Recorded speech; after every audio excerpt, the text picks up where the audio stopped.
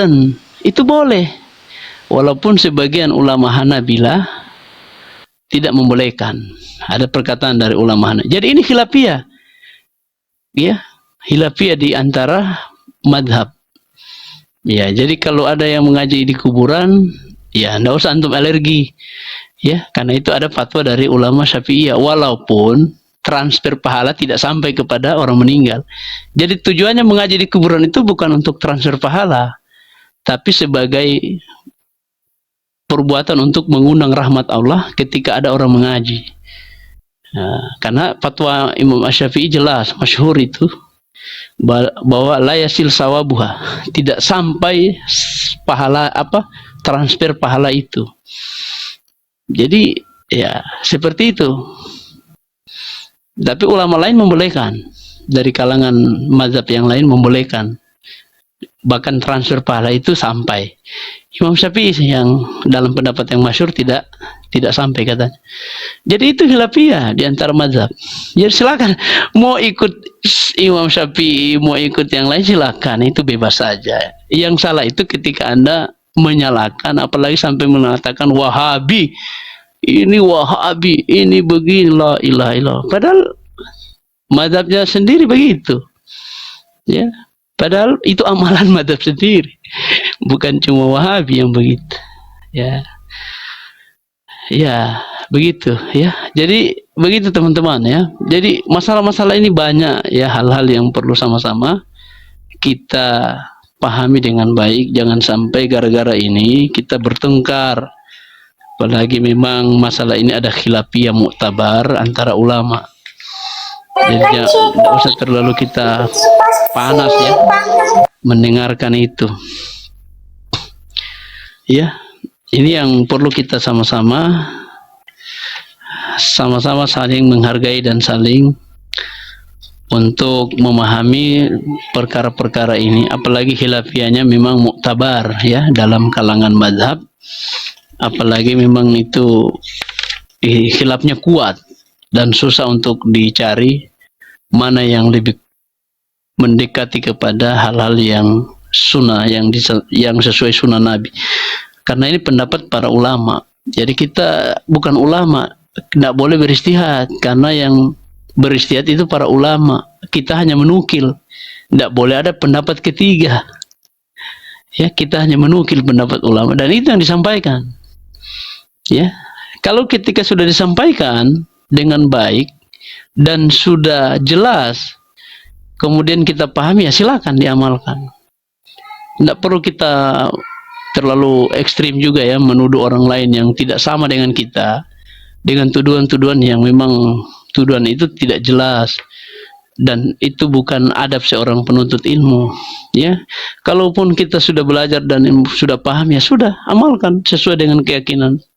Karena ini perbedaan masalah furu'i ya. Kita tidak sampai keluar dari Islam gara-gara itu. Karena ini khilafiyah yang terjadi di antara ulama. Silakan. Yang salah itu kalau Anda tidak belajar, tidak paham, kemudian taklid buta dan menyerang orang lain yang berbeda dengan kita, menuduh ini dan itu tanpa bukti yang kuat. Ya, dan itu yang perlu kita sama-sama saling menghargai, karena masalah-masalah ini banyak khilafiyah yang terjadi di kalangan ulama. Cuma ya kalau kita dengar di YouTube, apalagi kalau ustadz-ustadznya terlalu ekstrim juga ya membahas masalah-masalah begini. Bahkan sampai ada itu yang saya lupa namanya itu, bahkan dia bilang syirik akbar, itu mengaji di kuburan itu syirik akbar. La haula wala quwata, terlalu ekstrim ya. Walaupun ustadznya itu oknum ya, tidak semua seperti itu ustadz. Ada oknum-oknum yang terlalu over dalam memahami masalah ini. Padahal ini kan masalahnya longgar. Ya, jangan dipersulit masalah-masalah begini. Jadi ini yang bisa kita sama-sama pahami, dan mungkin teman-teman ya kalau ada yang mau diskusi silakan, ada yang mau sharing. Saya bukan rujukan utama ya, saya hanya menukil saja. Jangan antum anggap saya ini yang menjadi rujukan utama ya. Saya hanya menukil apa yang disampaikan oleh para ulama. Ketika antum setuju ya silakan. Silakan teman-teman, silakan Bang Tegar. Kalau sudah selesai, saya sudah selesai nih menjelaskan. Karena panjang ini pembahasan ini panjang, perlu bertahap membahas. Iya. Silakan. Yang lain mungkin. Boleh bertanya kah ini? Sudah ada waktunya bertanya?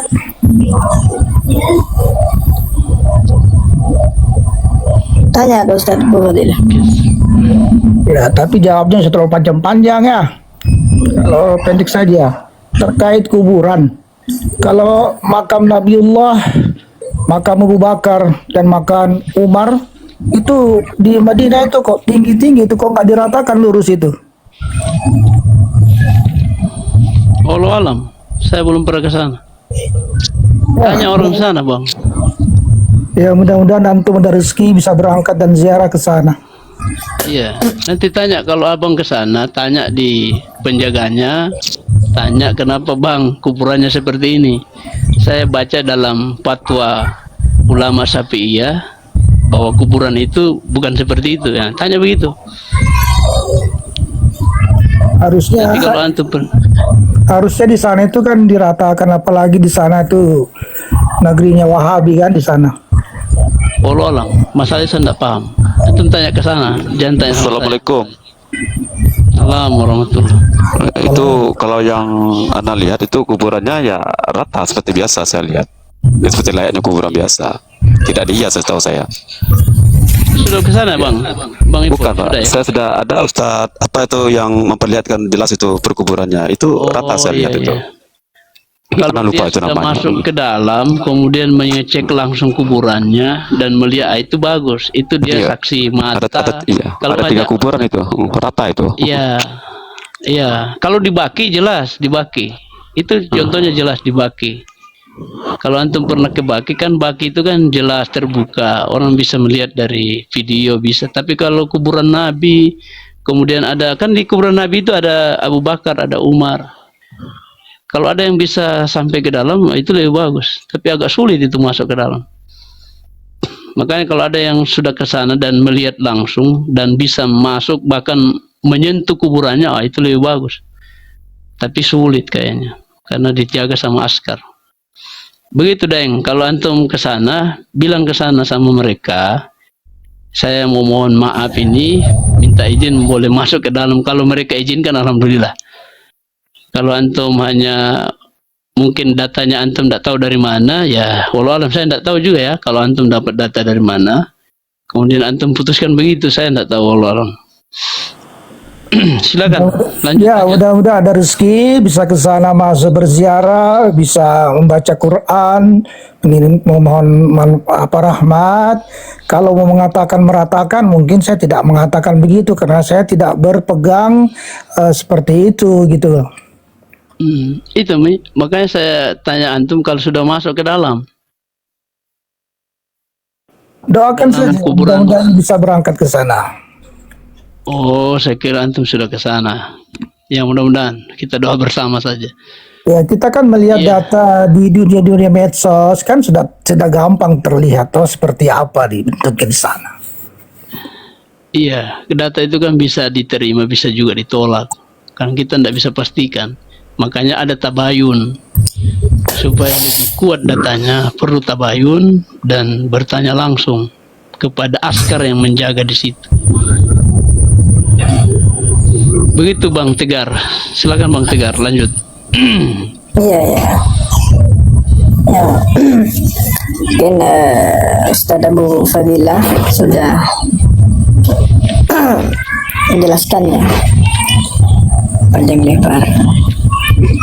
Mungkin yang lainnya mungkin ada pertanyaan menyangkut yang telah disampaikan oleh Ustaz Abu Fadilah. Yang lainnya mungkin atau yang di bawah mau naik dan yang sudah naik mungkin mau turun bisa gantian juga Bapak. Terserah permintaan yang sudah naik ini.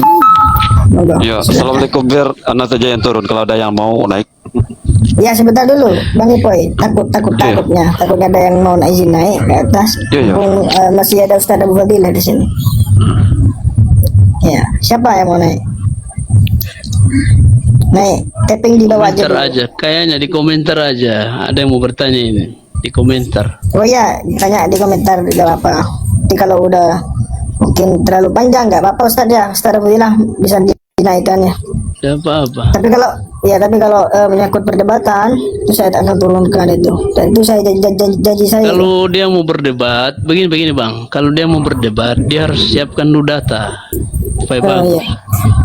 Siap. Karena kalau debat hanya sekedar narasi, saya juga agak sulit ya untuk melayani kalau begitu. Karena terus yang kedua, dia sudah paham konsepnya para ulama dengan baik dan dia sudah siapkan data-datanya dan bisa dibaca, apalagi diperlihatkan, itu lebih bagus. Iya. Begitu Bang. Ya tapping aja di bawah. Yang mau bertanya mungkin, yang mau naik. Ini ada yang bertanya Bang, bertanya kenapa Ustadz Zawas ini menulis buku Asy'ariyah Saya. dan Maturidiyah itu sesat. Waduh, kalau masalah oknum saya tidak bisa jawab ya, karena itu pribadi ya, pribadinya beliau. Wallahu alam kalau itu ya. Masalahnya itu kayak kan kita tidak membahas itu Bang. Nanti bahas itu di lain kali Bang ya. Karena itu bukan wilayah saya itu. Apalagi masalah Asy'ariyah dan Maturidiyah itu kan kita tidak terlalu menguasai masalah itu. Makanya Tapi antum yang jangan jelas- bertanya seperti Betul, tapi yang jelas Ustadz Yazid itu orang-orang yang berilmu. Dia yang disampaikan Ustadz Yazid itu selalu mungkin dua. baca bukunya langsung. Iya. Iya. Itu yang disampaikan oleh Ustadz Yazid itu bukan kebanyakan ya. Memang yang sering saya dengar itu qala Allah wa qala Rasul. Nah, itu Iya, yang itu disampaikan. itu Ustadz Yazid anu Bang. rahimahullah. Dalam masalah itu dia memilih mungkin untuk berada di barisan yang berbeda dengan Asy'ariyah dan Maturidiyah. Karena hasil bacaannya dan apa yang dia pahami. Ya itu kan bagian dari pilihan dia ya. Pilihan Ustadz Yazid. Artinya kalau antum bertanya sini kurang tepat ya. Kalau saya harus menjawab itu karena itu pilihan pribadi. Karena kita kan tidak mesti sama-sama Ustadz Yazid. Kita berbeda juga ya. Makanya antum baca bukunya langsung, kemudian antum pelajari baik-baik apa yang dia katakan, apakah keliru atau gimana. Makanya baca baik-baik bukunya itu. Begitu Abang. Ini ada pertanyaan dari Mbak Nabila Az-Zahra. Az-Zahra ya. Apakah manhaj salaf itu adalah sesuatu yang baru atau yang sudah lama? Kalau antum berbicara manhaj itu kan metode. Kalau ada orang yang mengatakan manhaj salaf sekarang kan itu kan mereka merujuk kepada metode ulama salaf. Di antaranya 3 generasi itu. Apakah ini sesuatu yang baru? Tidak, bukan sesuatu yang baru. Kalau antum bilang di zaman kita, kemudian itu digaungkan sebagai manhaj salaf, ini sudah ada dari ulama sebelumnya. Artinya dari para ulama yang membahasakan salaf itu, mengikuti salaf itu sudah ada. Kalau antum membaca kitab As-Sunnah ya, kitab As-Sunnah ya, atau kitab Syarah Aqidah Ahlussunnah, itu pembahasan salaf, manhaj salaf di situ banyak itu. Dari bahasa-bahasa manhaj salaf, kemudian akidah salaf, itu ada di kitab-kitab itu. Di kitab-kitab akidah ya, yang membahas masalah-masalah gitu. Jadi itu istilah yang sudah ada sebenarnya. Istilah Ahlussunnah wal Jamaah juga itu sudah ada. Dari sisi substansi itu sudah diamalkan. Nabi sudah amalkan itu. Hanya saja ketika dibilang Ahlussunnah wal Jamaah, ini kemudian di sini ada ketika muncul firqah-firqah sesat, maka istilah Ahlussunnah wal Jamaah itu kemudian juga digunakan oleh para ulama. Seperti Imam Abu Hasan Al-Asy'ari ya. Ya, sebagai Ahlussunnah wal Jamaah. Jadi itu bukan istilah yang baru, manhaj salaf. Itu sudah ada. Ulama-ulama sebelum kita yang sudah ada. Dalam kitab-kitab akidah ya, kalau antum mau lebih lebih kuat datanya itu dalam kitab akidah dibahas tentang akidah salaf, manhaj salaf, syara akidah Ahlussunnah wal Jamaah, kitab As-Sunnah, Syarh Sunnah, kitab Imam Ahmad bin Hambal, ya, kitab Usul Sunnah, ya, banyak itu istilah-istilah begitu. Dan itu di situ selalu membawa istilah salaf, ya. Dan itu bukan hal yang baru, sudah ada dari para ulama. Begitu, Mbak.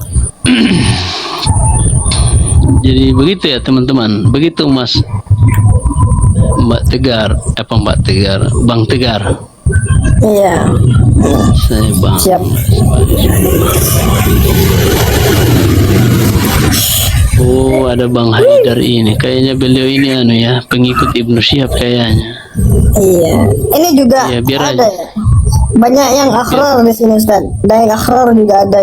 Iya, enggak apa-apa. Enggak apa-apa. Mudah-mudahan mereka dapat faedah. Supaya jangan terlalu banyak dengar sama Ibnu Syihab, ya. Iman mereka dengar juga di sini. Kalau mau istifadah ya enggak apa-apa. Tapi kalau hanya mengandalkan ahror, baru kita dituduh sebagai sunni reguler, itu kan gimana ya? Saya juga alergi juga dengar itu kalau ada sunni reguler. Gimana caranya ya? Kita tidak pernah kalau ada kuliah reguler dan non reguler itu baru masuk. Tapi kalau sunni kemudian dianggap kita ini sunni reguler, walau alam ya, saya tidak tahu rujukannya kemana itu. Saya tidak tahu juga ulama siapa yang menjadi rujukan ada sunni reguler. Tapi itulah istilah mereka ya. Kita maklumi saja. Antum kan sudah tahu ya. Jika mereka ingin berbeda dengan kita maklumi saja. Tapi saya tetap akan dakwakan terus bahwa beliau itu berbeda dengan kita. Walaupun beliau terus menyuarakan jualannya, walaupun jualannya sudah banyak yang tidak berminat ya, sudah banyak yang artinya sudah tahu hakikatnya Ibnu Syihab seperti apa, wallahu alam. Tapi banyaklah murid-muridnya yang membela. Silakan bela dia.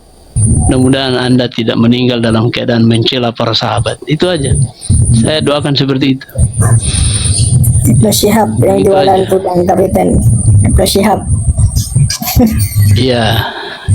Ya kan jualan sama. Kan kita juga ini jualan juga. Iya. Cuma jualannya seperti ini gayanya. Kalau dia jualannya sebagaimana gayanya dia, jualan juga namanya. Makanya siapa yang cepat laku, siapa yang diterima, siapa yang membeli, silakan. Terserah, ini kan pasar.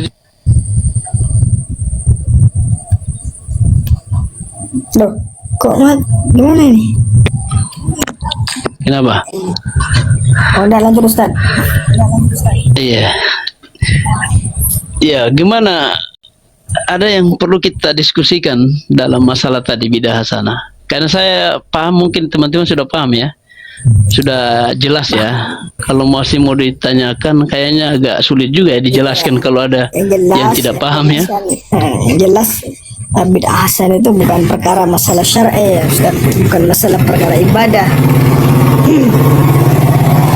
Tunggu Bang. Izin bertanya. Kasih mati dulu antum punya supaya tidak terlalu ribet Bang. Iya. Mikrofon. Sebentar. Tunggu. Ya, silakan Bang Uji. Iya. Syukron. Assalamualaikum warahmatullahi wabarakatuh, Ustaz. Waalaikumsalam warahmatullahi wabarakatuh. Terkait masalah penyelenggaraan jenazah di kuburan, kan tadi sudah Ustadz jelaskan masalah ya talqin itu tidak disyariatkan kepada yang sudah meninggal, tetapi ya yang sudah dikuburkan. Tetapi saya kadang menjadi penyelenggara jenazah, terkadang sedikit dimintai. Iya, di kampung sedikit dimintai nasihat kematian di makam, Ustaz. Bagaimana hukumnya ini, kan apakah boleh atau tidak melakukan talqin, tapi kita ganti dengan sedikit nasihat tentang mengingat kematian, atau ya begitu. Minta penjelasannya Ustaz. Iya. Syukron. Iya, iya. Iya, betul. Memang ada itu nasihat di kuburan tuh. Kan intinya hakikatnya kalau ada orang meninggal itu kan nasihatnya kematian. Kan nasihat itu kan bisa dari orang hidup dan bisa dari orang mati. Ada yang berbicara, ada yang diam. Yang diam itu orang meninggal. Itu nasihat itu. Kan dia tidak bisa bicara itu kalau orang sudah meninggal. Akhirnya kalau kita tidak melakukan talqin sebagaimana pendapat Imam Al-Is Ibnu Abdus Salam, kalau ada nasihat begitu tidak apa-apa, berikan nasihat. Pasti nasihatnya kematian pasti. Karena orang yang sudah meninggal itu kan nasihat. Hakikatnya dia nasihat bagi kita. Nasihatnya diam. Makanya ada yang membahasakan. Ya, misalnya ada tokoh di situ yang disuruh, ayo kita berikan nasihat supaya ada hal yang bisa diingatkan. Kalau yang biasa diamalkan kan talqin. Kemudian dibacakan talqin man rabbuka man nabiyuka. Kemudian tidak apa-apa, itu pendapat Syafi'iyah juga. Itu cuma Imam Ali Ibnu Abdus Salam dia tidak setuju dengan itu. Dia lebih memilih talqin sebelum meninggal. Makanya itu hadisnya kan jelas, lakinu mautakum la ilaha illallah. Talqinkan, bimbinglah orang yang meninggal ini, yang mau sakarat ini, dengan kalimat la ilaha illallah. Itu yang beliau gunakan. Makanya beliau tidak setuju dengan orang yang talqin di kuburan. Walaupun ada sebagian ulama membolehkan. Khilafiyah lagi di kalangan ulama internal mazhab. Makanya kalau antum mau talqin ya silakan, tidak apa-apa. Waalaikumsalam warahmatullah. Jadi seperti itu ya, Bang siapa tadi?